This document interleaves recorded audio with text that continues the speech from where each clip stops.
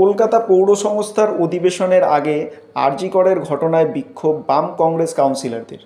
We want justice স্লোগানে মুখরিত বাম কংগ্রেস কাউন্সিলর। মেয়র ফিরহাদ হাকিমের ঘরের সামনে দাঁড়িয়ে পড়লেন তারা অধিবেশনে। বিজেপির কাউন্সিলর সজল ঘোষ ও বিজয় ওঝার হাতে প্ল্যাকার্ড। তারা আরজি করের ঘটনায় প্রতিবাদ জানিয়ে প্ল্যাকার্ড নিয়ে হাজির।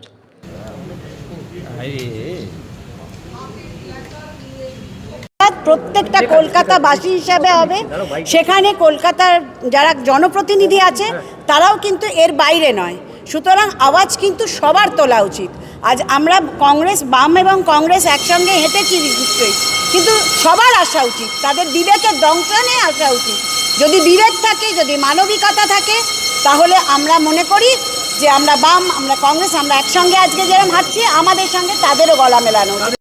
একটা মানবিকভাবে আমরা নেমেছি। আর এর আগেও 9 তারিখে কাণ্ড হলো। আজ অবধি মমতা ব্যানার্জি বা ওনার দলের এখানকার লোকাল যে কাউন্সিলর, আরজি করে যে এমএলএ, সে একটা মহিলা আর তৃণমূলের মহিলা, উনি এমএলএ, উনি আজ অবধি দিদিও যাননি, এমএলএও যায়নি, সাংসদ যে লোকাল সাংসদ এখানকার, সে আজ অবধি একদিনও ওরা আরজি করে যায়নি। তো ওদের কি লক্ষ্য আমি জানি না, কিন্তু আমাদের তো লক্ষ্য একই যে আমরা ন্যায় বিচার চাই। সবাই যারা কারাও যায়নি ওখানে কেউ যায়নি, শুধু টিএমসির গুন্ডারা গেছিলো, যে ওখানে যে ওই যে কোনোভাবে ওখানকার যা ছিল উইটনেসগুলো মিটিয়ে দিতে, সেসব মিটিয়েছে ওরা। ও গুন্ডার বাহিনীরা গেছিল।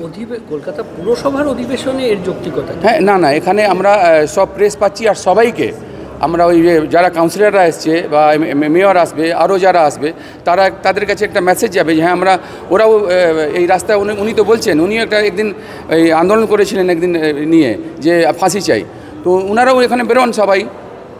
আমরা সেই দাবিতেই, আমরা যতদিন ন্যায় বিচার হচ্ছে না, আমরা সবাই কংগ্রেস বাম যারা আছি, আমরা সবাই রাস্তায় থাকবো। অধিবেশনের আগে প্রতিবাদ কেন? অধিবেশনের সময় আমরা সবাইকে পাবো, কারণ আমরা যারা প্রতিবাদ করছি, বিরোধীরা তারা করছি, কিন্তু আমরা জানতে চাইছি যে এই প্রতিবাদের সাথে আর কার স্বর আসছে, সেটাই অধিবেশনের দিন আমরা দেখতে এসেছি, যে কার কতখানি স্বর আমাদের সাথে আসছে এই অন্যায়জনক ঘটনার জন্য।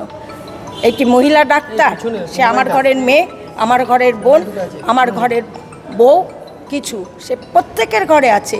সেই অনুভবটা কোথায় গিয়ে পৌঁছচ্ছে, তাই দেখবার জন্য অধিবেশনের দিনই এই আমরা সব চিন্তা করছি। আপনারা কি চাইছেন? সবাইকে আহ্বান জানাচ্ছেন? আমরা তো সবাইকে আহ্বান জানাবো না, বিবেকের ডাকে তারা আসবে। কার বিবেক কোথায় আছে সেটা দেখতে চাইছি। অধিবেশনেও কি আপনারা এই প্রস্তাব তুলবেন?